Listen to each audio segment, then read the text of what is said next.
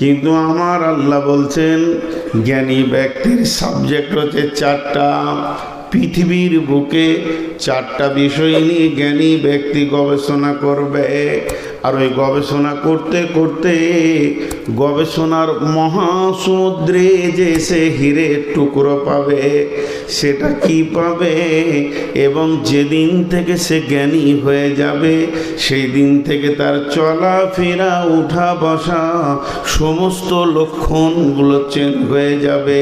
সে কেমনভাবে চলবে আর তার মুখ কি বলবে? মা আমার, বোন আমার, জ্ঞানী ব্যক্তিকে তাকে চারখানা বিষয়ে পারদর্শী হতে হবে। আমার আল্লাহ বলছেন ইন্না ফি খালকিস সামাওয়াতি ওয়াল আরদি। সে আসমানের দিকে তাকাবে, আসমানটা কেমন করে তৈরি হলো, আসমানটা কি অবস্থায় দাঁড়িয়ে আছে, আসমান সৌরজগতে কি রয়েছে, এটাকে যে আল্লাহ সাজিয়ে রেখেছেন। ওয়ালাকাদ যায়্যানাস সামাআদ দুনিয়া বিমাসাবিহা ওয়াজআলনাহা রুজুমান লিশ-শায়াতিনি ওয়া'আতাদনা লাহুম আযাবাস সাঈর।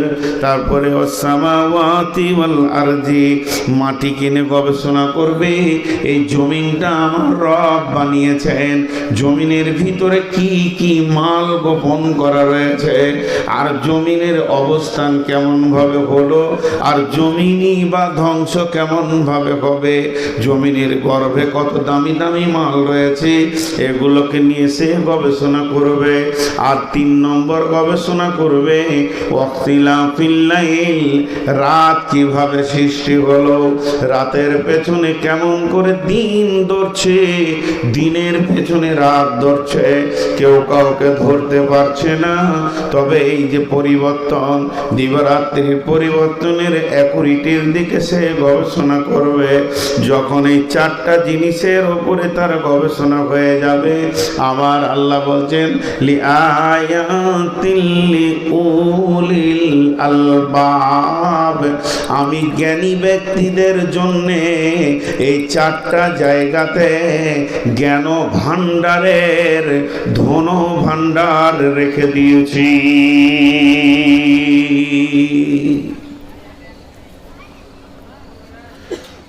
চার জায়গাতে জ্ঞানী ব্যক্তির পিপাসার স্বর্গীয় সুধা লুকানো আছে। পিপাসাক্ত ব্যক্তি যেমন পানি পেলে তার দিল আশুদা হয়ে যায়, প্রকৃত মাবুদকে যারা খুঁজে তারা এই চার জায়গাতে, আসমান জগৎ, জি এই আসমান কত বড়, কে বানিয়েছেন, এর বাণী কে? হযরত ইব্রাহিম আলাইহিস সালাম নমরুদের জামানার সন্তান, আজরের ছেলে। তখন কি কাফেররা বিভিন্ন রকম আইন করত, ইজাব্বিহুনা আবনা আকুম ওয়া ইয়াস্তাহিউনা নিসা আকুম, ইজাব্বিহুনা নিসা আকুম ওয়া ইয়াস্তাহিউনা আবনা আকুম। যখন যেটা মন যেত, কোরআন বলছে তারা আইন করত। একবার আইন হলো মেয়েগুলোকে কেটে ফেলে দাও, পুঁতে দাও, জীবিত মেরে দাও, মেয়ে ছেলে রাখা যাবে না, কলঙ্ক, আর বেটা ছেলেদেরকে মারিও না। আবার আইন তৈরি হলো ফেরাউনের জামানাতে, মুসার জামানাতে, বেটা ছেলেদেরকে মেরে দাও, বেটা ছেলেদেরকে মেরে দাও, মেয়েদেরকে বাঁচিয়ে রাখো। তখন পুরুষ মারা শুরু হলো। তো যে নমরুদ এই আইনটা করছে, যে নমরুদের সংসদে আইন বিল পাস হলো যে একটা পুরুষ রাখা যাবে না, এদেরকে মেরে দাও, সেই সংসদের একজন সংসদ সদস্য হচ্ছে আজর, ইব্রাহিমের বাপ। আইনের সঙ্গে হাত মিলিয়েছে, কিন্তু ওর ঘরেই বেটা ছেলে হয়েছে। কুদরত কাকে বলে, ক্ষমতা কাকে বলে? আমার রব ইব্রাহিমকে বাঁচাবেন, আজরের দিলে মহব্বত সঞ্চার দিয়ে দিলেন। আজর করল কি, ইব্রাহিমকে পাহাড়ের গুহাতে লুকিয়ে রাখলো। একটু ছেলে বড় হয়েছে, চলাফেরার মতো হয়েছে, কথা বলার মতো। এমন সময় আব্বা তার সন্তানকে সেই পাহাড় থেকে আনছে। আব্বার আঙুল ধরে ইব্রাহিম হাঁটছেন। ইব্রাহিমের প্রথম প্রশ্ন, ছোট ছোট ছেলে লুতুব লুতুব কথাতে আব্বা মাকে প্রশ্ন করে, আব্বা এটা কি, ওটা কি? ইব্রাহিম বলে উঠলেন, আব্বা মাথার উপরে বিশাল একটা জিনিস দেখি, এটা কি? বলে, এটা আসমান। যেটা হাঁটছি এটা কি? না, এটা জমিন। যেটা আমাকে আলো দেয় ওটা কে? না সূর্য। এটা প্রবাহমানটা কি? এর নাম নদী। ইব্রাহিম প্রশ্ন করে যায়, আজর উত্তর দিয়ে যায়। একসময় ইব্রাহিমের মুখ থেকে বের হয়ে গেল, আব্বা জান, এ বিশাল আসমান আর এ বিশাল জমিনকে কে বানিয়েছে? সেটাকে, সে কোন এমন একজন যে বিশাল আসমান আর জমিন বানিয়েছেন? আজরের মনের নিয়ত, আমি নমরুদকে দেখাবো আর ছেলেকে বলবো, বাবা ইনি হলেন আমাদের মাবুদ। তখন বলছে, বাবা তুমি চুপ করো, এ আসমান জমিনের মালিকের কাছে তোমাকে নিয়ে যাওয়া হবে। যখন আজর নিয়ে গেলেন ছেলেকে, নমরুদকে দেখালেন, এটাই আমাদের মাবুদ, আসমানের মালিক, জমিনের মালিক। ইব্রাহিমের প্রশ্ন এসে গেল, আব্বা জান ওকেই বা কে বানিয়েছে? এই কথাতে আরো জটিলতা বেড়ে গেল। তা আমার রব বলছেন, মুমিন যে হবে একবার আসমানের দিকে তাকিয়ে দেখবে আমি আসমানটা কেমন করে সাজিয়েছি। আল্লাহ সূরা তাবারাকাল্লাযী মুলকের মধ্যে বলছেন, কি বলছেন? তাবারাকাল্লাযী বিয়াদিহিল মুলকু ওয়া হুয়া আলা কুল্লি শাইইন কাদির আল্লাযী খালাকাল মাউতা ওয়াল হায়াতা লিয়াবলুয়াকুম আইয়ুকুম আহসানু আমালা ওয়া হুয়াল আজিজুল গফুর আল্লাযী খালাকা সাবআ সামাওয়াতিন তিবাকা মা তারা ফি খালকির রহমানি মিন তাফাউত সুম্মা আরজি'ল বাসারা কাররাতাইনি ইয়ানকালিব ইলাইকাল বাসারু খাসিয়াও ওয়া হুয়া হাসির।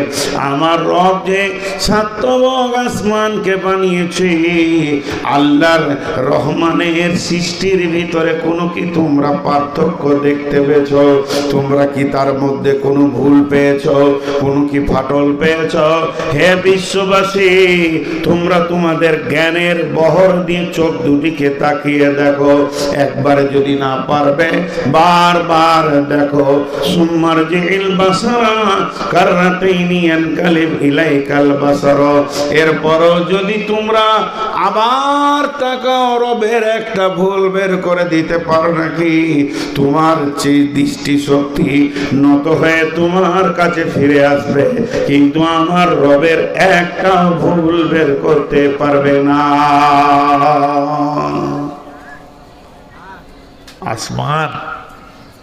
আসমানে কি আছে যদি এটা দিয়ে শুরু করি, সময় নষ্ট হবে, আমি যাচ্ছি না, এবার জমিনে আসছি।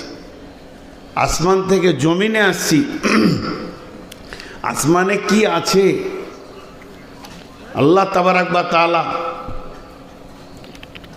সূর্যকে রেখেছেন, চন্দ্রকে রেখেছেন, বড় বড় কয়েকটা গ্রহ আমরা চিনি, কিন্তু বড় বড় বিজ্ঞানীরা বলছেন গ্যালাক্সি বা ছায়াপথ যেটা, এর ভিতরেই 15 থেকে 17 কোটি তারা আছে।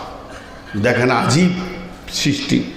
আর এক একটা তারা পৃথিবী থেকে কয়েকশো কোটি গুণ বড়। 13 লক্ষ গুণ বড় সূর্য, সূর্য থেকে কয়েকশো কোটি গুণ বড় এক একটা তারা, আবার ওকেই ছোট মনে হয়। তারপরে তো আলোকবর্ষ আছে, তাদের আলো আসছে, কিন্তু এত জটিলতার দিকে যাচ্ছি না। বিজ্ঞানীরা বলছে কয়েকটা গর্ত পাওয়া গেছে, একটা নয়, তাদের নাম দিয়েছে ব্ল্যাক হোল, গহ্বর কালো অন্ধকার গর্ত। সে তারা বা তারাগুলোকে গিলে খেয়ে ফেলছে। এটা আল্লাহ বানিয়েছে, এটা আল্লাহ বানিয়েছেন, নিয়ন্ত্রণ করছেন আল্লাহ। জি, বিসমিল্লাহির রহমানির রহিম। আর রহমান আল্লামাল কুরআন খলাকাল ইনসান আল্লামাহুল বায়ান আশ-শামসু ওয়াল কামারু বিহুসবান ওয়ান নাজমু ওয়াস শাজারু ইয়াসজুদান। আবার আল্লাহ বলছেন ওয়াস সামাই ওয়াত তারিক ওয়া মা আদরাকা মাত তারিক আন-নাজমুস সাকিব। রাত্রিতে আসা যাওয়া করে, চিনো কি তাকে সেটাকে? হে নবী, তোমাকে কি জানানো হয়েছে যে রাত্রিতে আসা যাওয়া করে সেটাকে? সেটা হলো প্রজ্বলিত তারা। তাহলে একটা কথা বলি, আমাদের এখানে রোড তৈরি করা হয়েছে, আপনার হাটপাড়া রোডগুলো ঢালাই লেগেছে, এতে পাথর আছে, রড আছে, সিমেন্ট আছে, বালি আছে, তারপরে রোডটা হয়েছে। আপনি চলে যান, মেন রোডগুলো পিচ লেগেছে, পাথর লেগেছে, কিন্তু জেনেলেন ভাসমান আকাশে হাজার হাজার রোড আছে। আপনার কলকাতা থেকে জেদ্দা রোড আলাদা, কলকাতা থেকে দুবাইয়ের রুট আলাদা, কলকাতা থেকে মুম্বাইয়ের রুট আলাদা, মুম্বাই যাওয়ার রুট আলাদা, আসার রুট আলাদা। এইভাবে যতগুলো প্লেন উড়ান দিচ্ছে প্রতিদিন কয়েক হাজার, তারা নিজের নিজের রোডে ধরছে। তাহলে এগুলো যেমন রোড আছে, আমার রব কালাম পাকের মধ্যে বলছেন তারা যতগুলি আছে, হাজার কোটি তারা আছে, সূর্য আছে এবং চাঁদ আছে, সকলেই নিজের কক্ষপথে ধরছে এবং তারা গতিশীল আছে। তাদেরকে যে রাস্তা আমি ধরিয়ে দিয়েছি, এতটুকু রাস্তা ব্যতিক্রম করে না। আল্লাহ তাবারাক ওয়া তাআলা বলছেন ওয়াস সামাই ওয়াত তারিক ওয়া মা আদরাকা মাত তারিকুন নাজমুস সাকিব ইন কুল্লু নাফসিন লাম্মা আলাইহা হাফিজ ফালিয়ানজুরিল ইনসানু মিম্মা খুলিকা মিম্মা ইনদাফিক ইয়াখরুজু মিন বাইনিস সুলবি ওয়াত তারাইব ইন্নাহু আলা রাজিহি লাকাদির ইয়াওমা তুবলাস সারাইর ওয়াস সামাই যাতির রাজঈ ওয়াল আরদি যাতিস সাদঈ। এমন কি আসমানগুলো নিজের গতিতে একটা জায়গায় তারা রয়েছে, জমিনও নিজের গতিতে রয়েছে। একটা মানুষের ওজন কত, তার থেকে পৃথিবীর ওজন কত, তার থেকে সূর্যের ওজন কত, তার থেকে আপনার কিনা তারার ওজন কত। এত বড় বড় তারাগুলি তারা আল্লাহর হুকুমের বাইরে এক সেকেন্ড যায় না, নিজের গতিতে আল্লাহর হুকুমে যাচ্ছে। কিন্তু হে মানুষ, তুমি কত বড় বেঈমান, মাত্র 30-40 কেজি বডি নিয়ে আল্লাহকে মানো না। তোমার দেওয়া যে কক্ষপথ দেওয়া হয়েছে সেটাকে তুমি অতিক্রম করে তুমি তাকে না মেনে অন্য লাইনে চলো। এর জন্য আমার আল্লাহ বলছে, হে আমার গোলামের দল, একবার আসমানে চলে যা, যে তারাগুলোকে জিজ্ঞেস কর তোদের জন্ম কত বছর আগে হয়েছে। তারাগুলো বলবে আমরা কয়েকশো বিলিয়ন কোটি বছর আগে জন্ম নিয়েছি। বলে এখনো তো আছিস? বলে আছি। বলে এতদিন যে তোরা দৌড়ছিস কক্ষপথে, যেখানে আল্লাহ তোকে যে রাস্তায় চলতে বলেছে, একদিনও কি এক সেকেন্ড আল্লাহর হুকুমের বাইরে চলেছিস? সূর্য বলবে না, চন্দ্র বলবে না, পুল্লট বলবে না, ভূত বলবে না, আমরা আল্লাহর দেওয়ার পথের বাইরে পদস্খলন করিনি। তখন মানুষ তুমি সেখান থেকে চেতনা নাও যে তোমার থেকে মূল্য তার কম না বেশি। আমি আল্লাহ তোমাকে পৃথিবীর বুকে সব থেকে দামি বানিয়েছি, জ্ঞানী বানিয়েছি। ওখান থেকে তুমি জ্ঞান পেয়ে গেলে একটা তারা যদি এতদিন আল্লাহর হুকুমের পথের ওপরে চলতে পারে, তা আমি কেন 20-25টা 50টা বছর আল্লাহর দেওয়া রোডে চলবো না?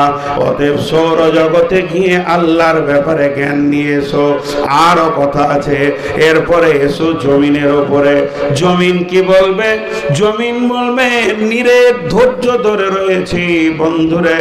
ওয়াল আরদুল মাইতাতু আহইয়াই أحييناها وأخرجنا منها حبا فمنه يأكلون وجعلنا فيها جنات من نخيل وعناب وفجرنا فيها من العيون ليأكلوا من ثمره وما عملته أيديهم أفلا يشكرون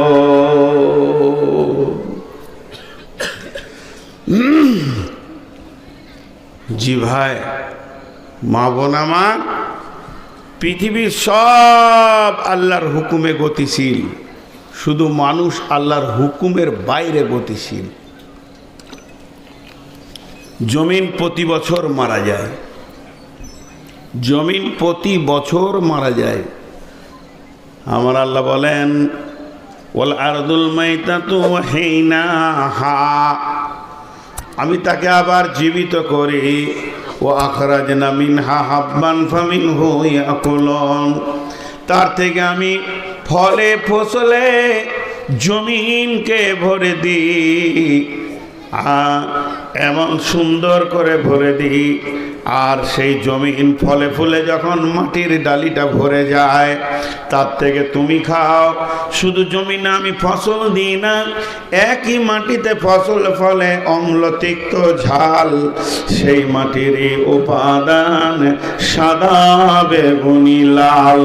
এই জমিনটাকে আমি ফলে ফুলে তোমাকে ভরে দিয়েছি, তুমি খেছো, তোমার পশু খেছে।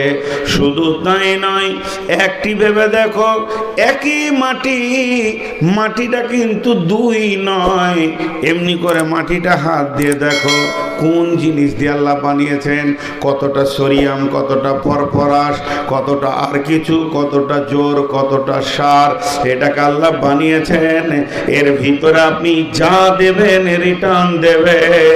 আল্লাহ বলছে একবার ভাব, এর ভিতরে আখকে ভরে দে, এর ভিতরে নিমের আঁটি ভরে দে, এর ভিতরে মরিচের বিচন ভরে দে, এর ভিতরে আপনার কিনা আমরার বিচন ভরে দে। আমরা যখন ফলন হবে টক তো টক, তেঁতুল টক, আখ মিষ্টি, আম মিষ্টি, এর ভিতরে নিমের আঁটি থেকে তুই যখন খাবি তো তিতা, কালমিক হবে তিতা, আবার মরিচকে দিবি তো ঝাল। তাহলে একই মাটি, এর ভিতরে কোন কারিশমা আছে? একই মাটির রস, একই মাটির জল, একই মাটির ফরফরাস। আমি রব কত কারিশমা দিয়ে এটাকে বানিয়েছি। এই মাটিতে যদি পটলের লতকে ভরে দাও, এই মাটিতে যদি তুমি বাঁশকে গেড়ে দাও, এই মাটিতে যদি তুমি আপনার কিনা আখকে গেড়ে দাও, তার গাছ হয়ে যাবে, রিটার্ন দিয়ে দেবে তোমাকে। কিন্তু তুমি কি ভেবে দেখো না, এই মাটিটা এত মজবুত, যদি একটা লোহার রডকে ভরে দাও, 2 বছর পর তার আর অস্তিত্ব বলে কিছুই থাকবে না, তাকে তিলে তিলে খেয়ে নেবে। শুধু তাই নয়, এই মোর হাতে কোদাল ধরিয়া কঠিন মাটির তলে গাড়িয়া দিয়েছি, কত সোনা মুখ নয় চোখের জলে। মাটির ভিতরে কি কারিশমা ভরে রেখেছি। দাদা গেল, দাদি গেল, নানা গেল, নানি গেল, আব্বা গেল, মা গেল, পুঁতে দিলাম, খেয়ে নিল, মিটে গেল, হাড় হাড্ডিও পর্যন্ত খুঁজে পাওয়া যাচ্ছে না। তাহলে হে মাটি, তোমাকে কে বানিয়েছে? আমার রব বলছেন, আমি মাটির ডালিখানা শুকনো থাকে ফলে ফুলে ভরে দিই। শুধু তাই নয়, ফিল্টার করা পানি মাটির নিচে থেকে তুমি তোলো এবং সেটাকে তুমি পান করো। এবার পান করার পর তোমারা এত বেঈমান, আফালা ইয়াশকুরুন, তোমাদের জবানে কি একবার বের হয় না আলহামদুলিল্লাহ? আমরা জ্ঞানী না আমরা বোকা? বোকা শব্দটা কেউ নেবে না। আমার বুদ্ধি নাই, আমার হুঁশ নাই, এটা কেউ শুনতে চাইবে না। সারা আসমান জগতে গিয়ে খবর নিয়ে এসো তার আল্লাহর হুকুমে আছে। আর জমিন তোমার সাথে আজও বেঈমানি করেনি। ধান, গম, আনাজ, ফল, আম, মৌসুমি দিতেই আছে, সেগুলো খাও, খেয়ে পেট ভরে, কিন্তু মুখ দিয়ে শুকরিয়া বের হয় না। তুমি কেমন জ্ঞানী? এবার চলেন 3 নম্বর হলো রাত। ও আগতাশা লাইলাহা, আল্লাহ বলছেন আমি রাতকে ঢেকে দিয়েছি আঁধার দিয়ে। ও আগতাশা লাইলাহা ওয়াজআলনাল লাইলা লিবাসা, রাতকে তোমাদের জন্য লিবাস করেছি, এই রাত তোমাদের লিবাসের কাজে লাগে। ওয়াজআলনান নাহারা মাআশা, আমি তোমাদের জন্য দিনকে বানিয়েছি উজি তল্লাশের জন্য। চলে যান কামরূপ এক্সপ্রেস, কয়টা সময়? কামরূপের টাইম হচ্ছে রাত্রি 11:20। জঙ্গিপুর স্টেশনে এসে কোথায় যাবে? সে যাবে আপনার কিনা ডিব্রুটিগড়। আপনি 11টার সময় পৌঁছে গেলেন, 11:20 এখনো হাতে 20 মিনিট আছে, পাইচারি করছেন। মাইকে শব্দ উঠলো যে কামরূপ 1 নম্বর প্ল্যাটফর্মে আসছে। এটা আপনার শোনার আকাঙ্ক্ষা ছিল, কিন্তু স্টেশন মাস্টার বলছে ভাই কামরূপটা আজকে 3 ঘন্টা বিলম্বে চলছে, অতএব যারা কামরূপের প্যাসেঞ্জার তোমরা 3 ঘন্টা এখনো বসে থাকো, কিছু করার নাই। এত ব্রেন, এত বুদ্ধি, এত কম্পিউটার, এত স্টেশন মাস্টার, প্রতি মাসে কয়েক লক্ষ টাকা তাদেরকে বেতন দেওয়া হচ্ছে। এই রেল লাইনের ওপরে কটা রেলকে মাত্র ঠিক টাইমে চালাতে পারছে না। আর আমার রব বলছে হে জ্ঞানী ব্যক্তির দল, তোরা একবার ভেবে দেখ, যেদিন থেকে সূর্য উঠছে আর ডুবছে আরবি মাসের হিসাব করে দেখে নিবি। মুহররম মাসের 10 তারিখটা তুই লিখে রেখে দে ডায়েরিতে, আর একবার দেখে নে সূর্যটা কয়টা সময় ডুবছে। প্রতি বছরে ওই একই টাইমে 1 সেকেন্ড আগে পিছে করবে না, উঠবে আর ডুববে।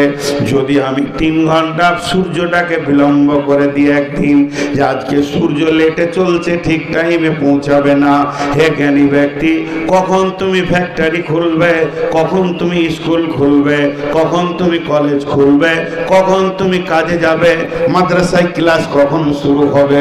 অতএব আমি রব যেদিন থেকে পৃথিবীকে বানিয়েছি, আমার চলাফেরা রাত্রি এবং দিন গোটাটাই অ্যাকুরেটি টাইমে রেখেছি।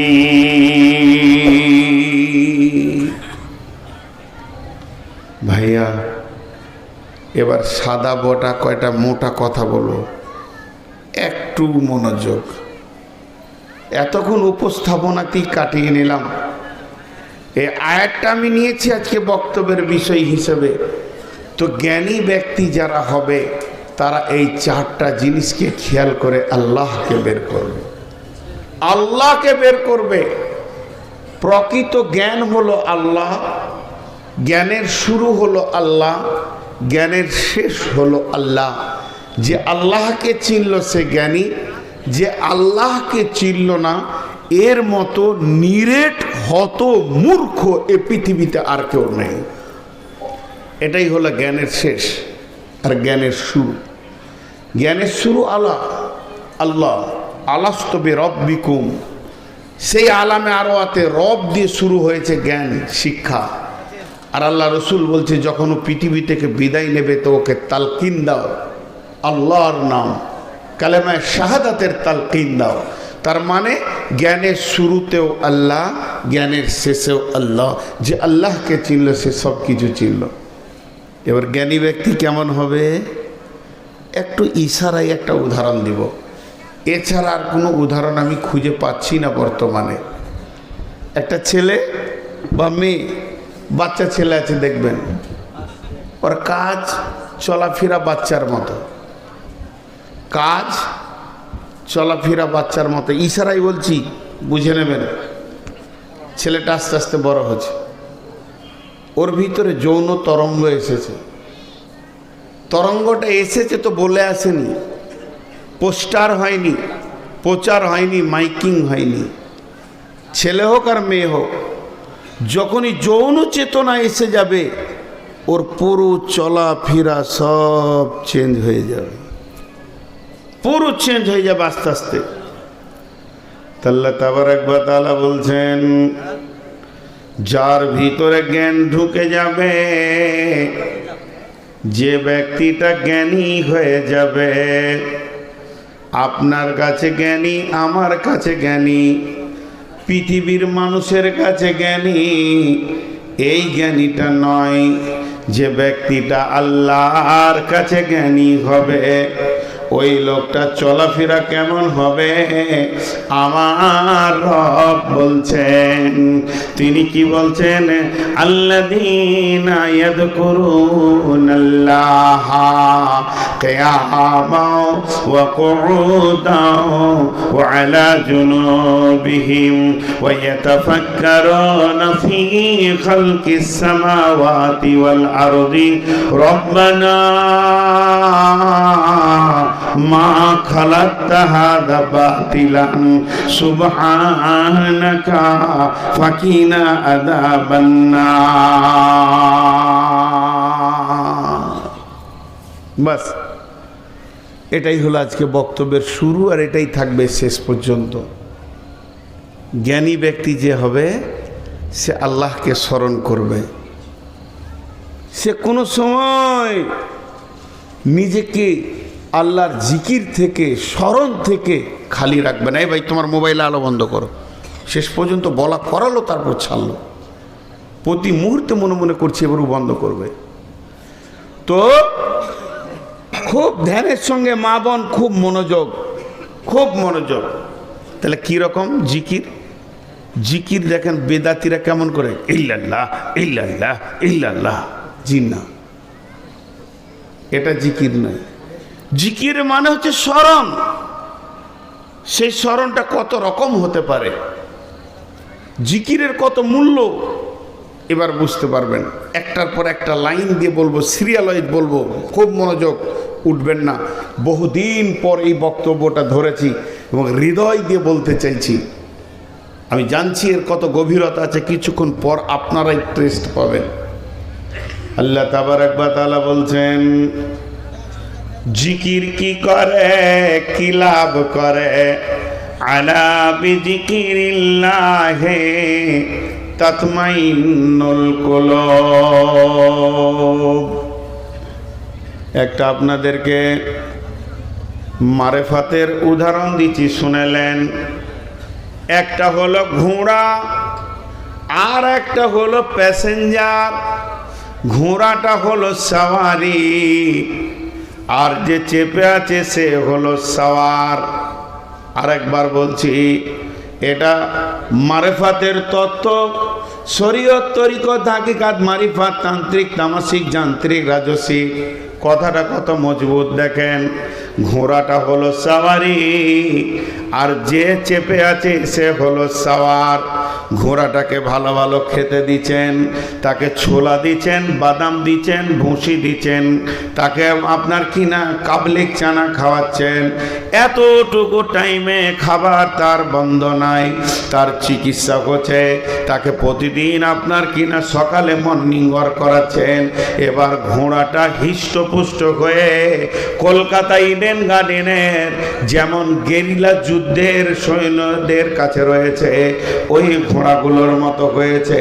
কিন্তু যে লোকটা চাপবে, তাকে না খাইয়ে না খাইয়ে না খাইয়ে না খাইয়ে একদম পাতলা করে শুকিয়ে দিয়েছে। এক পা ফেললেই তার মাথা যেন রোদে তাঁ তাঁ করে ঘুরছে। ওই লোকটা ঘোড়াটাকে কোনোদিন চালাতে পারবে না, ঘোড়া তার কথা শুনবে না। ঘোড়া রোডে যেতে যেতে যখনই লোকের জমিতে পালং শাক দেখবে, তখন ঘোড়া রোড ছেড়ে এর ভিতরে ঢুকে যাবে। কিন্তু ওই রুগীর ক্ষমতা হবে না, যখন রাস্তার উপরে রেখে দিই। কিন্তু যদি আবার ওই সামার যে আছে চেপে, তাকে যদি দামি দামি খাবার দেওয়া হতো, আর যদি সে হৃষ্টপুষ্ট হয়ে থাকতো, তার ক্ষমতা যদি মজবুত থাকতো, কবজির ক্ষমতা যদি ঠিক থাকতো, তাহলে ঘোড়াকে এমন করে লাগাম ধরতো আর ঘুঁটা মারতো পেটে। ও জানের ভয়ে রোডের উপরে ধরতো, রোডের বাইরে যেত না। তাহলে এই উদাহরণটা কেন দিলাম? আমাদের দেহ হলো ঘোড়া, আর এর উপরে যে যে চেপে আছে ওর নাম হচ্ছে আত্মা। মা আমার, বোন আমার, দেহটা হচ্ছে সাওয়ারি, আমরা ঘোড়ার ওপরে চেপে দুনিয়া করছি, কিন্তু যে চেপে আছে এর নাম হলো আত্মা। আত্মা একে পরিচালনা করছে, কিন্তু সারাদিন আমরা ঘোড়াকে খেতে দিই। সকালে উঠে রুটি, ভাজি, সবজি, মাছ, মাংস, দুপুরে মাছ, মাংস, কোল্ড ড্রিঙ্কস, কেক, তারপর আবার বিকালে আপনার কিনা বার্গার, আর কিছু চাউমিন, আবার কিছু এরকম মোগলাই করে আবার কোল্ড ড্রিঙ্কস, রাতেও খাবার দিই। যতদিন থেকে দেহ নামে ঘোড়াটা পেয়েছি এর খাবার, চিকিৎসা, ওষুধের অভাব নাই, কিন্তু এর ভিতরে আত্মা যে আছে, আত্মা কে খায়? আত্মা আল্লাহর জিকিরে হৃষ্টপুষ্ট হয়। আলা বিজিকিরিল্লাহি তাতমাইন্নুল কুলুব।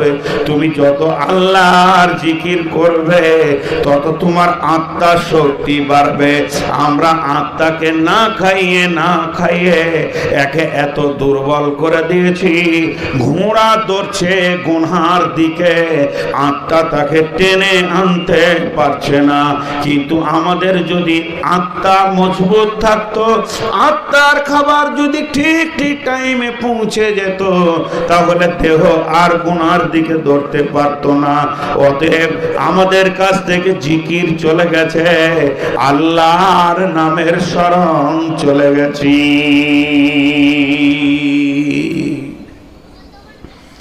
জিকির কেমন করে করবেন?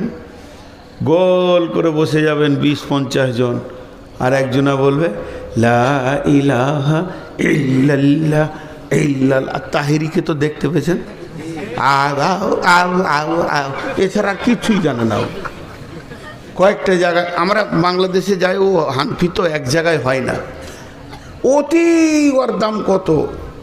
জি, এটা জিকির নয়। এবার জিকিরের সুরাতগুলো আপনাদেরকে দেখাচ্ছি, পাওয়ারগুলো শেষ দিকে বলবো কত পাওয়ার আছে।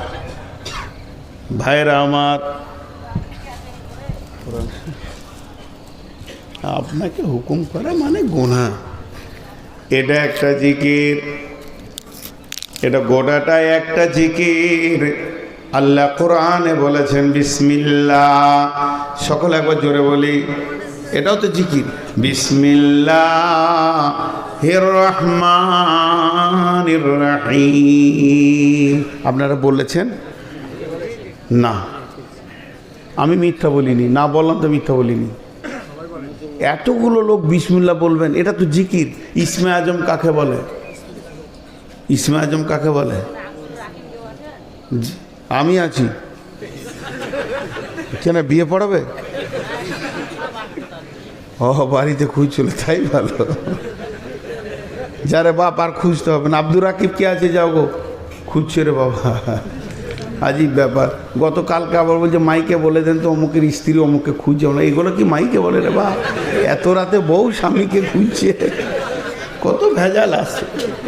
আল্লাহ তাবারক ওয়া তাআলা বলছেন, সকলে একবার মহব্বতের সঙ্গে বলে বিসমিল্লাহির রহমানির রহিম। ইসমে আজম কাকে বলে? বিসমিল্লাহটা ইসমে আজম। পৃথিবীতে বিসমিল্লাহ যত ব্যবহার হয় অন্য কিছু হয় না। খাও বিসমিল্লাহ, দাও বিসমিল্লাহ, লাও বিসমিল্লাহ, চরু বিসমিল্লাহ, শুরুতে বিসমিল্লাহ, কোরআনে বিসমিল্লাহ, যে কোনো কাজ করবে বিসমিল্লাহ। এটাই তো ইসমে আজম, আশ্চর্য নাম। ইসমানের নাম, আশ্চর্য মানে বড় নাম। এটা এত বড় নাম, এটার ফজিলত শুনেলেন। যদি কোনো ছেলেকে মেয়েকে জিনে বিরক্ত করে, ওই ইচ্ছাকে বসিয়ে দেবেন, আর এই আঙ্গুলের ওপরে বিসমিল্লাহটা পরে ফুঁক দিয়ে এইভাবে ঘুরিয়ে দেবেন, ওই জিন আর ওখান থেকে বের হয়ে যেতে পারবে না যতক্ষণ পর্যন্ত আপনি গন্ডি না কাটবেন। যদি মাথার অত্যন্ত ব্যথা হয়, কটকট করে মাথা কাটছে, মা আমার, বোন আমার, শুনেলেন, বিসমিল্লাহটা 3 বার পরে এই আঙুলে ফুঁক দিয়ে দেন, ফুঁক করে দিয়ে দেবেন। তারপরে আঙুলটা নিয়ে কপালে জোরে মারবেন, রুগী চুমকে উঠবে, মাথা ব্যথা চলে যাবে। প্র্যাকটিক্যাল আমি দেখেছি এবং হয়েছে। এর মতো বড় ইসমে আজম কিছু নাই। আজকে শুধু আপনাদেরকে জিকির করাবো, একটু জোরে সবাই বলি বিসমিল্লাহির রহমানির রহিম নাহনু নাযালনা আলাইকা যিকরা। আমার আল্লাহ বলছেন এটাই তোদের উপরে আমি জিকির নাজিল করেছি। তাহলে এটা গোটাটাই জিকির। আপনাকে আর তাহিরি জিকির করতে হবে না, আর বিরানি জিকির করতে হবে না, শুধু বলবেন বিসমিল্লাহির রহমানির রহিম ইয়া আইয়ুহাল্লাযীনা আমানুস্তাঈনু বিস-সাবরি ওয়াস-সালাহ ইন্নাল্লাহা মা'আস-সাবিরিন। জিকির হয়ে গেল, জিকির হয়ে গেল। আমরা যদি একটা আয়াত পড়ি তো একটা জিকির। অতএব বন্ধুরে এর মতো বড় জিকির আর কিছু নাই। তাহলে আল্লাহর নাম কি? আল্লাহ, আল্লাহ, আল্লাহর নাম জোরে বলি আল্লাহ, মহব্বতের সঙ্গে বলি আল্লাহ। আল্লাহর সব থেকে বড় টাইটেল কি? আল্লাহর বিশেষণ কি? আকবার। আকবার, আকবার মানে বড়। কত বড়? আকবার বড়টা, এই বড়কে বলা হয়, তারপরে আর কোনো বড় নাই। তাহলে আজান কি হয়? আল্লাহু আকবার। ওই আল্লাহ বড়, তার উপর আর কোনো বড় নাই। সেই আল্লাহ যত বড়, তার নামটাও তত বড়, তার জিকিরটাও তত বড়। এবার বলেন সব থেকে বড় জিকির কি? সব থেকে বড় জিকির কি? আরেকবার বলেন বিসমিল্লাহ। ওই জোরে বলেন না গো, বিসমিল্লাহির রহমানির রহিম ইন্নাস সালাতা তানহা আনিল ফাহশাই ওয়াল মুনকারি ওয়ালা যিকরুল্লাহি আকবার। পৃথিবীর সব থেকে বড় জিকির হচ্ছে সালাত আদায় করা। আপনাকে গর্দন লাফাইতে হবে না, ডান দিকে বাঁ দিকে করতে হবে না, শুধু সালাত আদায় করবেন। এর থেকে বড় জিকির আর পৃথিবীর বুকে কিছু নাই। আল্লাহ রাব্বুল আলামিন বলছেন আলা যিকরুল্লাহি আকবার। সালাত কত বড় জিকির? সব থেকে বড় জিকির। সালাত কত বড় জিকির? সব থেকে বড় জিকির কোরআন বলছে। এবারে বড় জিকির কেন, প্রমাণগুলো করে দিই। এক নম্বর, আমি কোরআন শরীফ পড়ছি। কোরআন শরীফ পড়াটা জিকির কি জিকির নয়? মুখ খুলেন আমার সঙ্গে। কোরআন শরীফ পড়ছি, পড়তে পড়তে আমি আয়াতের কাছে এলাম। কি এলাম? তাজিদু লাকুম ওয়াকিলা। পেছন থেকে আমার ভাতিজা কিংবা নাতিপুতা ডাকছে, কিংবা ভাতিজা বলছে চাচা, এখানে আঙুলটা দিয়ে বলছি। কি বলছিস রে? বলে একটু দরকার ছিল, একটু বাড়িতে এসে। বলে যা আসছি যা। নিয়ে আবার শুরু করলাম। তার মানে এই জিকিরের ভিতরে কথা বলা অসুবিধা নেই। অসুবিধা আছে? নেই। এবার ধরেন আমি সুবহানাল্লাহ বলছি, মসজিদে বসে বসে তসবিহ করছি, সুবহানাল্লাহ আলহামদুলিল্লাহ ওয়ালা ইলাহা ইল্লাল্লাহু আল্লাহু আকবার ওয়ালা হাওলা ওয়ালা কুওয়াতা ইল্লা বিল্লাহিল আলিয়্যিল আযীম সুবহানাল্লাহি ওয়া বিহামদিহি সুবহানাল্লাহিল আযীম। এমন সময় কমিটির ছেলে বলছে আসসালামু আলাইকুম হুজুর। ওয়ালাইকুম সালাম। আঙ্গুল ধরে আছি, 100 বার তসবিহটা করার নিয়ত করেছি। বলেন কি বলছেন? নাস্তা করেলেন, একটু পর যেছি, আবার শুরু করলাম সুবহানাল্লাহি ওয়া বিহামদিহি সুবহানাল্লাহিল আযীম আস্তাগফিরুল্লাহাল্লাযী লা ইলাহা ইল্লা হুয়াল হাইয়ুল কাইয়্যুম ওয়া আতুবু ইলাইহি। পৃথিবীর যত জিকির আছে সব জিকিরগুলো নামাজের থেকে নিচে। নামাজের মতো বড় জিকির কিছু নাই। একটা হলো আজকার, আর একটা হলো আরকান। একটা হলো আজকার, আজকার মানে হচ্ছে জিকির, আরকান মানে হচ্ছে নিয়ম কানুন। একটা হচ্ছে দেহ আর একটা হচ্ছে আত্মা। তাহলে এই যে এটা দাঁড়িয়েছি, এটা হচ্ছে আরকান। বুকে হাত বেঁধে দাঁড়াতে হবে, রফায়ে দান করতে হবে, রুকু যেতে হবে, সাজদা করতে হবে, আবার বসতে হবে, আবার সাজদায় যেতে হবে। যেটা অঙ্গভঙ্গিতে চলছে এটাকে আরকান বলে। এই আরকান চলছে, আর জীব কিন্তু বন্ধ নাই। কখন থেকে জীব বন্ধ নাই? আল্লাহু আকবার, আল্লাহুম্মা বাইদ বাইনি ওয়া বাইনাকা তাইয়া, আলহামদুলিল্লাহি রাব্বিল আলামিন, কুল হুয়াল্লাহু আহাদ, আল্লাহু আকবার, সুবহানাকাল্লাহুম্মা রাব্বানা ওয়া বিহামদিকা আল্লাহুম্মা ইগফিরলি, সামি আল্লাহু লিমান হামিদা, রব্বানা লাকাল হামদু হামদান কাসীরান তাইয়্যিবান তৈয়বান মুবারাকান ফি। আল্লাহু আকবার। আল্লাহ সুবহানাকাল্লাহু রাব্বানা ওয়া বিহামদিকা আল্লাহুম্মা গফিরলি সুবহানা রাব্বিল আলা। আল্লাহু আকবার। আল্লাহুম্মা গফিরলি হামনি হাদনি ওয়াফিনি ওয়াজবুরনি ওয়ারযুকনি ওয়ারহামনি। আল্লাহু আকবার। সুবহানা রাব্বিল আলা। সামি আল্লাহু লিমান হামিদা। আসসালামু আলাইকুম ওয়া রাহমাতুল্লাহ। আসসালামু আলাইকুম ওয়া রাহমাতুল্লাহ। মধ্যখানে আমার জিভ এক সেকেন্ড বন্ধ নাই। আর পেছন থেকে যদি আমার বিবিও ডাকে যে একবার শোনো, আমি সেদিকে আর যাব না। আমার ধ্যান জ্ঞান মন যেন আল্লাহর উপরে পড়ে গেছে। এর থেকে বড় জিকির আর পৃথিবীতে হতে পারে না। এর জন্যে কোরআন নামাজকে বলেছে ওয়ালা জিকরুল্লাহে আকবার। এটাই হলো পৃথিবীর সব থেকে বড় জিকির। লোক খালি বলে আইলা হাদিসেরা জিকির করে না। আইলা হাদিসেরা জিকির করে না, তোরাই খালি করিস গর্দনটাকে হিলিয়ে দিয়ে। হ্যাঁ, জিকির কাকে বলে আইলা হাদিসের কাছে এসে তোদেরকে শিখতে হবে। হ্যাঁ, খালি গর্দনটাকে কুদিয়ে নেওয়ার নাম জিকির লয়। পাগলা পাগলা মনে হচ্ছে যেন জিন ভূতে ধরেছে, এমন করবে গোটা মহফিলকে। হ্যাঁ, ধ্যানের জ্ঞানে। তাহলে 2-3টে জিকির আপনাকে দেখালাম। এবার চলেন সকল একবার মহব্বতের সঙ্গে বলি সুবহানাল্লাহ।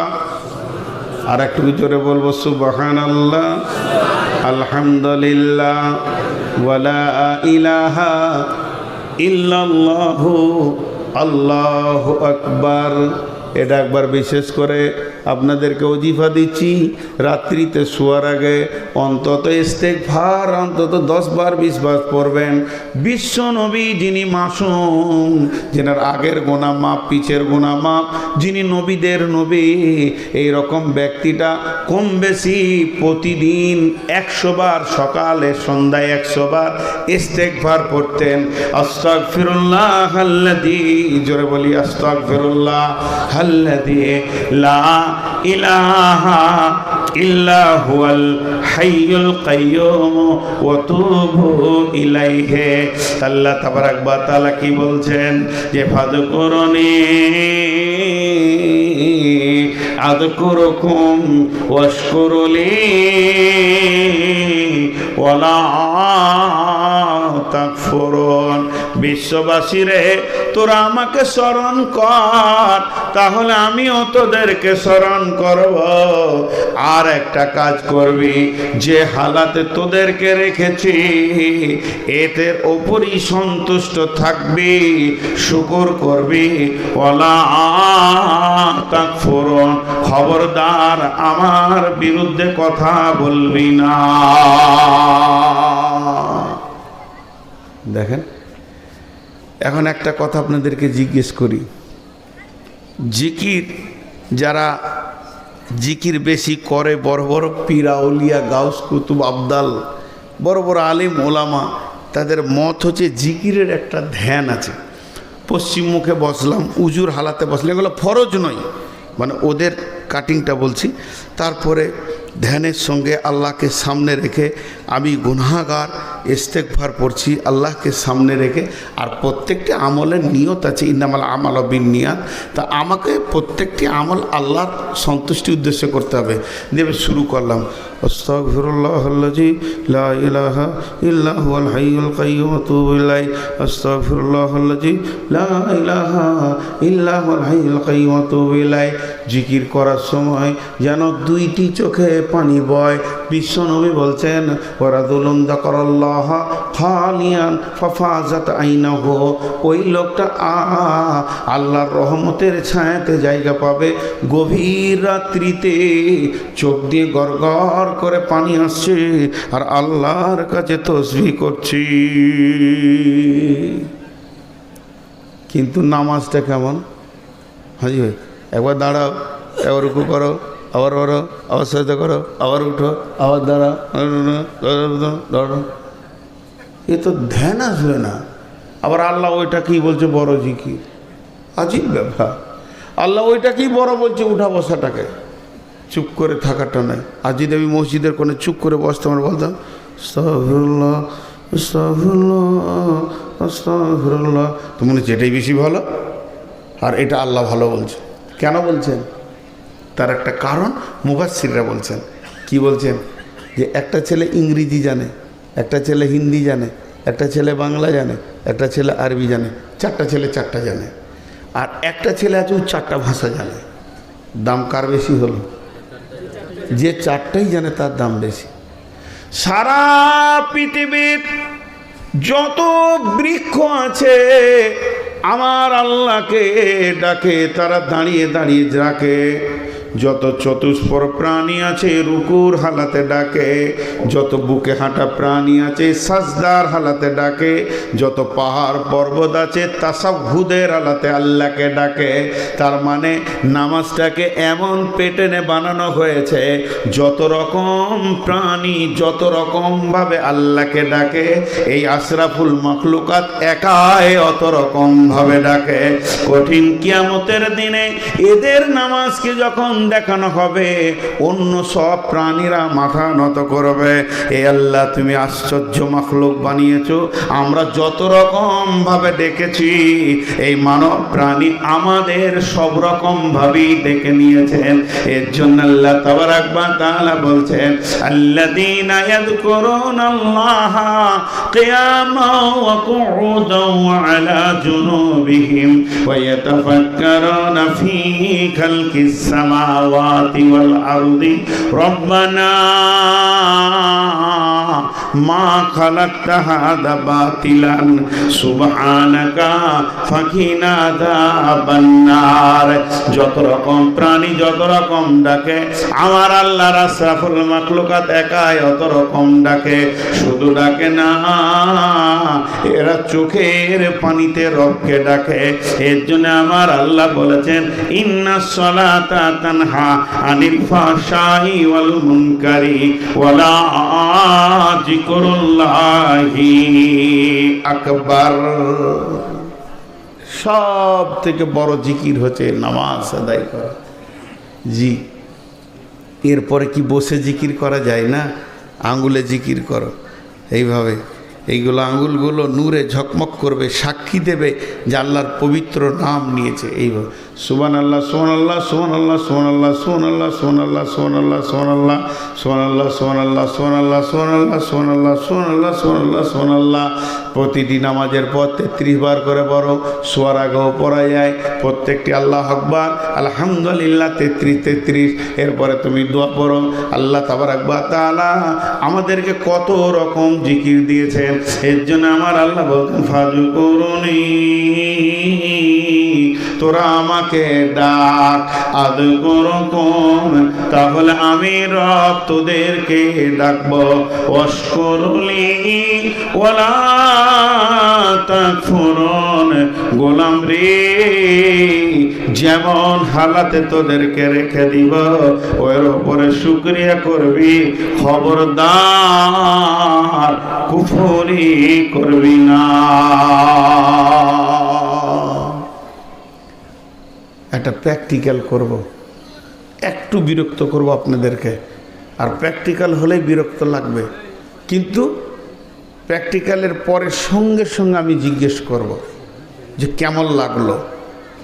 জি, আল্লাহর হস্তে এইভাবে যে একসঙ্গে একজন বলবে আর সবাই বলবে এরকম কোনো দলিল নাই যে ইমাম সাহেব বলবে আর আপনারা তার সঙ্গে সঙ্গে মাথা নড়িয়ে নড়িয়ে বলবেন, এরকম কোনো দলিল নাই। আর এটা জিকির নয়, আর এইভাবে জিকির করতেই হবে এর কোনো ইয়ে নেই। তবে শিক্ষার জন্যে যেমন স্কুলে বলে বাচ্চা ছেলেরা বা মক্তবে দোয়া শিখায়, একজন বলে সবাই বলে, শিক্ষার জন্যটা বলে, ওটা আমলের নিয়তে বলে না। আর শিক্ষা করাটা আরেকটা আমল, পৃথিবীর সবথেকে বড় আমল হচ্ছে শিক্ষা গ্রহণ করা। তো শিক্ষার জন্যে 1 মিনিট আপনারা আমার সঙ্গে কথা বলেন।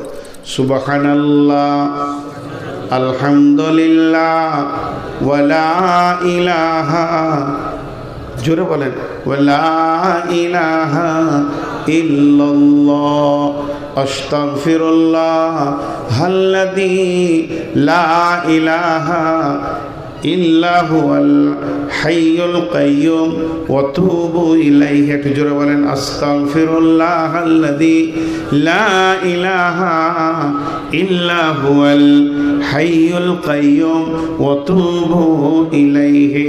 হযরত আবু হুরায়রা মদিনাতে কিছুগুলো গাছের চারা এনেছেন, খেজুর গাছ হোক যাই হোক, এইভাবে মুড়ছে, এইভাবে মাটি দিচ্ছে, আবার পানি ঢালছে। বিশ্বনবী বলেন, আবু হুরায়রা তুমি কি করো? আবু হুরায়রা বলে, রাসূলুল্লাহ আমি বাগান বানাতে রয়েছি। বলে এই বাগান তো থাকতেও পারে, এ বাগান হতেও পারে, না পারে, এটা মদিনার মাটি, তুমি জান্নাতের মাটিতে বাগান বানাও, ওই বাগান কোনো দিন গাছ মরবে না রে আবু হুরায়রা। আর এক একটা গাছ বিশাল আকার ধারণ করবে, আর সেগুলোতে মিষ্টি ফল হবে। এক একটা মিষ্টি ফলের ভিতরে 1.5 লক্ষর বেশি সম্ভার থাকবে স্বাদের। অতএব সেই গাছ বানানোর চেষ্টা করো। আবু হুরায়রা অবাক হয়ে তাকিয়ে আছেন, ইয়া রাসূলুল্লাহ আমি তো মদিনায় আছি, জান্নাতে কেমন করে আবাদ করব? জান্নাতের মাটি তো মদিনাতে নাই। বিশ্ব নবী বললেন, আল্লাহর পবিত্র নাম যতগুলি জবান দিয়ে তুমি নেবে রে, তোমার জন্যে একটা একটা করে জান্নাতে গাছ লেগে যাবে। যারা বলেন আশহাদু আল্লা ইলাহা ইল্লাল্লাহ ওয়া আশহাদু আন্না মুহাম্মাদান আবদুহু ওয়া রাসূলুহু।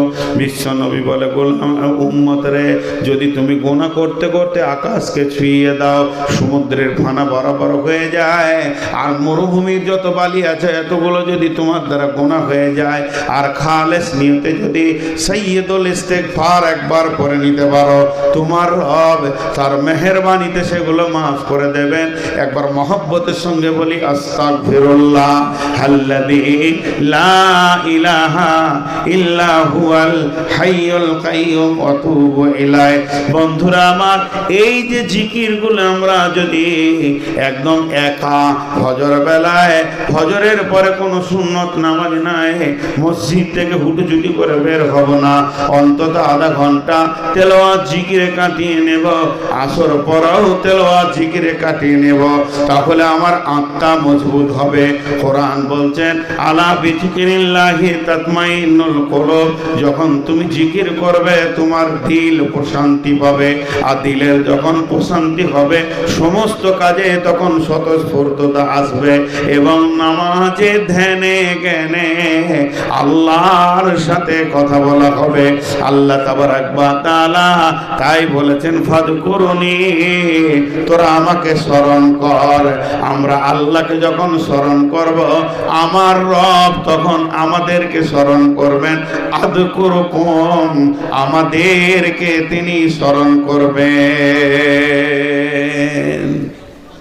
এই জায়গাটা বুঝে আসছে না? আমি নাইলে আল্লাহর গোলাম, আল্লাহকে ডাকবো, তা আল্লাহর কি দরকার পড়েছে আমাকে ডাকবে? জি না, আল্লাহ স্মরণ করবেন মানে আমার ডাকে সাড়া দেবেন। আমি তার গোলাম, আমি একবার ডাকবো আল্লাহ, সে 10 বার বলবেন লাব্বাইক বান্দা, লাব্বাইক বান্দা, কি বলছিস তুই বল। এর নাম আল্লাহ। 10 বার সে বলবেন। আমি যদি আল্লাহর দিকে হেঁটে যাই, তা আল্লাহ বান্দার দিকে দৌড়ে আসেন, কিন্তু আমরা বুঝি না, আমাদের সে বুঝটা চলে গেছে। জি, তো এই মান ক্বালা লা ইলাহা ইল্লাল্লাহ দাখালাল জান্নাহ, যে বলবে লা ইলাহা ইল্লাল্লাহ সে জান্নাতে যাবে। জি, তো এবারে দেখেন, গানে গানে বলে কি বলে না? আরে গানে বলে কি বলে না? লা ইলাহা গানে বলে কি বলে না? বাংলাদেশের গানগুলো শুনে দেখবেন, সুবহানাল্লাহ আলহামদুলিল্লাহ, নাটকের ভিতরে আস্তাগফিরুল্লাহ, সুবহানাল্লাহ আলহামদুলিল্লাহ, আর কত কথা বলবে ওরা, মনে হবে যেন একবার পরেশগার দিনদার। হাজি ভাই, নেকি হবে না গুনাহ হবে? গুনাহ হবে। এই জন্যে আমি এক জায়গায় বলেছি, আল্লাহর নাম নিলে গুনাহ হবে, আর ফেরাউনের নাম নিলে নেকি হবে। তো একজন প্রশ্ন করছে, এটা কেমন কথা বললেন? মানে ঠিকই তো, আল্লাহর নাম যদি গানের মঞ্চে কেউ লাই, ঢোল তাবলাতে যদি লাই, তো আল্লাহর ইজ্জতের সে খর্ব করলো, আল্লাহর ইজ্জতকে সে নষ্ট করলো, আল্লাহ যে সম্মানের মাবুদ, সেই সম্মানের সে ক্ষতি করে দিলের জন্য গুনাহ হবে। আর কোরআনের লাইনে যদি কেউ ফেরাউনের নাম নেয়, কোরআনের লাইনে তাহলে কোরআনের লাইনে ফেরাউনের নাম নিলে ওটা কোরআনের ইজ্জতে একটা একটা অক্ষরে 10টা করে নেকি পাওয়া যায়। জি, ফাযকুরুনি আযকুরুকুম, তুমি স্মরণ করো আমি স্মরণ করব। ওয়াশকুরুলি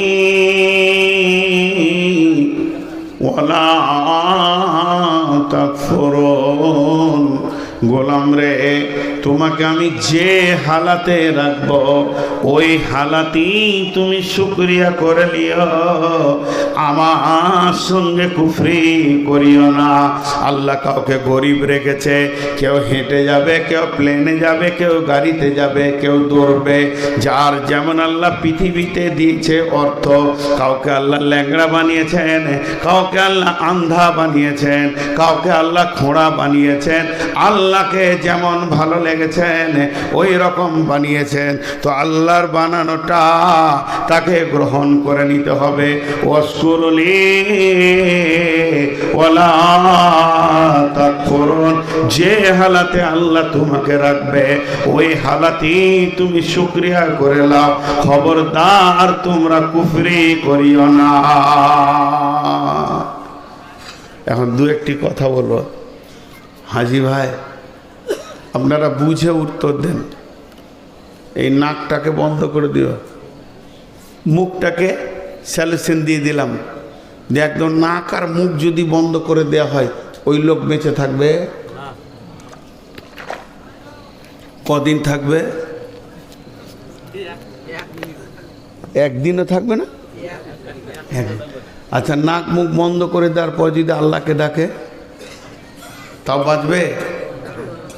জি বাঁচবে, বাঁচবে। আল্লাহর নামের এটাই তো ক্ষমতা। আল্লাহ তাবারাক ওয়া তাআলা প্র্যাকটিক্যাল করে দেখিয়েছেন যে এটা কত ক্ষমতা। হযরতে ইউনূস আলাইহিস সালামকে যখন মাছে গিলে নিল, এক তো হলো পানির অন্ধকার, তারপরে মাছের অন্ধকার, তারপরে পাকস্থলিতে চলে গেছে। এই জায়গায় যখন পৌঁছে গেছে, ইউনূসের অক্সিজেন নাই, ইউনূসের জন্য কোনো অক্সিজেন পৌঁছায়নি। জিবরাইল আমিন গিয়ে বললেন, ইউনূস রে, এখন যদি তোমাকে বাঁচতে হয়, মহান সত্তার পবিত্র নামই তোমার খাওয়া পানি অক্সিজেনের কাজ করবে, তুমি এখন শুরু করে দাও। হযরতে ইউনূস শুরু করলেন, লা ইলাহা ইল্লা আনতা সুবহানাকা ইন্নী কুনতু মিনাজ জালিমিন। সকলে একবার জোরে বলি, লা ইলাহা ইল্লা আনতা, জোরে বলেন, লা ইলাহা ইল্লা আনতা সুবহানাকা ইন্নী কুনতু মিনাজ জালিমিন। আল্লাহকে মানুষকে বাঁচিয়ে রাখার জন্য শ্বাসের প্রয়োজন হয় না। আল্লাহ বিনা শ্বাসেও মানুষকে বাঁচিয়ে রাখতে পারেন। তিনার কুদরত তিনি ইউনূসকে দিয়ে দেখিয়ে দিলেন। হযরত ইউনূস ওই জিকির চলছে চলছে, আল্লাহর জিকির কত দূর পর্যন্ত সাউন্ডটা পৌঁছাবে জানেন কি? আল্লাহ তাবারাক ওয়া তাআলা বলছে, শুনেলে, রব্বুল মাশরিকাইনি ওয়া রব্বুল মাগরিবাইন, আমি দুই পূর্ব থেকে দুই পশ্চিমের রব। পৃথিবীর যে কোনো কোণ থেকে তুই হালকা করে ডাকবি আল্লাহ। বিজি পাবি না, মোবাইলে বিজি পাওয়া যাবে, নেটওয়ার্ক নাই, দুটি অফার পাওয়া যাবে। এক নম্বরে বলবে এটা নেটওয়ার্ক নাই, এটা ধরছে না, মানে টাওয়ার নাই। আর না হয় বলবে বিজি, অন্য জায়গায় কথা বলছে, খানিকক্ষণ পর বল। আল্লাহর জিকিরে যদি বিজি থাকতো তো আল্লাহকে পেতাম কখন? আমার আল্লাহর বিজি নাই। আর আল্লাহর পরিধি টাওয়ার কত দূর, পূর্ব থেকে পশ্চিম পর্যন্ত। শুধু তাই নয়, ইউনূস যেখান থেকে আল্লাহকে ডেকেছে সেটা পানির নিচে থেকে চলে যাচ্ছেন কেন? আচ্ছা, পানির নিচে থেকে বর্তমান বিজ্ঞানীরা বলেছেন ওটা কত নিচে ছিল। মাছটা কত নিচে ছিল বলে পানির ওপর থেকে 800 মিটার নিচে ছিল। বর্তমান বিজ্ঞানীরা বলছেন সে 800 মিটার নিচে থেকে ইউনূস বলছেন, লা ইলাহা ইল্লা আনতা সুবহানাকা ইন্নী কুনতু মিনাজ জালিমিন। এই আওয়াজ আরশ পর্যন্ত পৌঁছেছে। আমার রবের সিংহাসনের পাশে বিন বিন বিন বিন বিন বিন বিন বিন করে আওয়াজ, ইউনুসের আওয়াজ প্রতিনিয়ত পৌঁছাতে রয়েছে। এবার আওয়াজটা আস্তে আস্তে ক্ষীণ হয়ে আসছে, দুর্বল হয়ে আসছে। আরশের পায়ে ধরে আছে 8 জন ফেরেশতা। তারা মাবুদকে বলছে, মাবুদ এবার ইউনুসকে মাফ করে দেন। ইউনুসের শক্তি কমে আসছে, অনেকগুলো দিন পার হয়ে গেল। সে একরকম ধরে আপনার কাছে ক্ষমা চাইছে, তওবা করতে রয়েছে, জিকির করতে রয়েছে। যখন এই খবরটা পৌঁছালো, আমার রব মাফ করে দিলেন। এবার যে মাছের পেটে ছিল তার কি হলো, বমি বমি ভাব এলো। আল্লাহ রাব্বুল আলামিন মাছকে বললেন, সমুদ্রের মাঝে বমি করবি না, একটা জেল থেকে বেরিয়ে তাহলে আর একটা জেলে চলে যাবে, তোকে পাড়ের কাছে চলে যেতে হবে। পাড়ের ধারে গিয়ে ইউনুসকে বমি করে দিল। ইউনুস যেমন ঢুকেছিল তেমনি বের হয়ে গেল। এই কাজটা আল্লাহ করলেন কেন? এর ভিতরে কি জ্ঞান ভান্ডার লুকানো আছে? নিশ্চয়ই এর ভিতরে কিছু লুকানো আছে। ইউনুস ছিল মাছের পেটে, ইউনুস ছিল মাছের পেটে, আমরা আছি দুনিয়ার পেটে। মিলিয়ে নেন, ইউনুস ছিল মাছের পেটে, আমরা আছি দুনিয়ার পেটে। ইউনুসকে মাছ যেমন খেয়েছিল ওই রকম অক্ষত রিটার্ন দিয়েছে। আমাদেরকে পৃথিবী যেদিন পেয়েছে সেদিন নিষ্পাপ পেয়েছে। যেদিন পৃথিবী আমাদেরকে বিদায় করে কবরে দিবে, নিষ্পাপ দিতে বাধ্য হবে। যদি ইউনুসের কালেমাটা আমরা জিন্দেগিতে আমলে আনতে পারি, একবার মহব্বতের সঙ্গে সকলে বলি লা, জোরে বলেন, লা ইলাহা ইল্লা আনতা সুবহানাকা ইন্নী কুনতু মিনাজ জালিমিন। এই আয়াত, এই তো কালেমা যদি ঠিক মতো জিন্দেগিতে জিকিরার আমলে আনতে পারে, তাহলে ইউনুসের যেমন একটা লোম ও মাছ হজম করতে পারেনি, বাকি খাবারগুলো হজম হয়ে গেছিল। পৃথিবীর বুকে আমাদের চারিদিকে জুয়ো, তাস, লুডো, দাবা হজম হয়ে যাবে। আমাদেরকে একটা কলঙ্ক লাগাতে পারবে না। যেমন নিষ্কলঙ্ক পৃথিবীতে এসেছে নিষ্পাপ হয়ে শিশু, ওই রকম নিষ্পাপ রিটার্ন দিতে বাধ্য হবে পৃথিবী। আমার গায়ে এতটুকু দাগ লাগাতে পারবে না। তাহলে আল্লাহর জিকিরের ক্ষমতা কত! এখন যদি বলে আগুনের ভিতরে থাকা যায় কি? আল্লাহ তাবারাক ওয়া তাআলা ইব্রাহিমকে রেখেছিলেন তার স্মরণের মধ্য দিয়ে। ইব্রাহিমের স্মরণ অনেক বড় ছিল। এখন যদি এরকম প্র্যাকটিক্যাল একটা একটা নবীকে দেখানো যায়, তাহলে জিকিরে আল্লাহর ক্ষমতা অনেক বড় লুকানো আছে, আমরা খুঁজে পাইনি। এর জন্য জীবনে জিকির করিনি। আর একটা কথা জিজ্ঞেস করি, একটা বিরাট পাথর, এই ধরেন এই টেবিলটা গোটা 10 লাগবে। সুবহানাল্লাহ, কত কষ্ট করছে। ভাগ্য ভালো আমরা ইমাম লয়, না হলে কি কষ্ট। এখন যদি শুয়ে যাই তো কমিটি বকবে। তো খুব ধ্যান, একটা জিনিস, বিরাট একটা পাথর এখানে আছে, তো ওটাকে সরাবো। 3 জন 4 জন লেগে এক চুল হিলেনি। তখন আমরা এখানে বসে গেলাম জিকিরে, সুবহানাল্লাহ, আলহামদুলিল্লাহ, ওয়া লা ইলাহা ইল্লাল্লাহ। আল্লাহ পাথরটা সরিয়ে দাও, দু হাত সরলেই কাজ হয়ে যাবে। রাস্তাটা হচ্ছে না, আল্লাহ ঢালাইটা হচ্ছে না। সরবে কে বলছে সরবে? ওকে ধরে নিয়ে খালি জিকির করা সরবে, কথা বলে না, সরবে। বুখারীর হাদিস আছে, সরবে, হাত লাগবে না, পা লাগবে না, ক্ষমতা লাগবে না, সরবে। মুসলমান, আল্লাহর নামের যে কি ক্ষমতা আছে আমরা জানি না, এর জন্যে আল্লাহকে ডাকি না। এবার শুনেলেন ওটা কিভাবে সরবে। ইমাম বুখারী আলাইহি রাহমা একটা হাদিস বর্ণনা করছেন। বিশ্বনবী বলছেন, বানি ইসরাইলের 3টে যুবক পাহাড়ের ধারে বেড়াতে গেছিল। বেড়াতে যাওয়ার পর যখন ঝড় বৃষ্টি এসে গেল, ওরা একটা গুহাতে গিয়ে 3 জন আশ্রয় নিল। কিন্তু অতি ঝড়ের কারণে পাহাড়ের মাথা মাথার একটা বৃহৎ পাথর এসে তাদের গর্তের মুখে আটকে গেল। তাদের ঝড় বৃষ্টি যখন থেমে গেল, তারা ফাঁক দিয়ে দেখতে পেয়েছে আর তো ঝড় বৃষ্টি হয় না, তবে তো বেরোতে হবে। তিনজনের যত পেশির ক্ষমতা ছিল একসঙ্গে লাগিয়ে দিল, কিন্তু তারা পাথরটা হিলাতে পারলো না। তারা তখন চিন্তা করে নিল, এখানে কোনো মিডিয়া পৌঁছাবে না, আমাদের খবর পৃথিবীর কেউ পাবে না, আত্মীয় স্বজন পাবে না, আমরা এখানে না খেয়ে খেয়ে ধুকে ধুকে সলিল সমাধি হয়ে যাবে, আমরা মরে যাব। কিয়ামতের ময়দানে লোক বুঝবে যে আমরা কোন দিকে মরেছি, আমাদের খবর পৃথিবীর মানুষ পাবে না। তারা আপসের মধ্যে মাসোয়ারা শুরু করলো পাথরটা সরানোর বুদ্ধিকে। বলে জিসিপি ডাক, ডুজার ডাক, তাও তো হবে না, বেরোতেই তো পারবো না, তো ডাকবো কাকে রে? বলে এখন একটাই শক্তি বাকি আছে, আল্লাহর নাম ধর। এবার তিনজন আল্লাহকে স্মরণ করতে শুরু করলো। একজন বলল, মাবুদ, আমার ঘরে একটা গোলাম একদিনের কাজ করে পালিয়ে গেছিল, যদি সেই কাজটা পালিয়ে গেছে, তার একদিনের বেতনকে রেখে আমি একটা বকরি কিনে একটা পাল করে দিয়েছিলাম, অভাবের তাড়নায় সে একদিনের বেতনটা নিতে এসেছিল। আমি বলেছি সমস্ত বকরির পালটা তোমার, সে বিশ্বাস করে না। আমি তাকে বলেছি তোমার টাকা থেকে তোমাকে বাড়িয়ে দিয়েছি, তখন সে সেটা নিয়ে গেছে।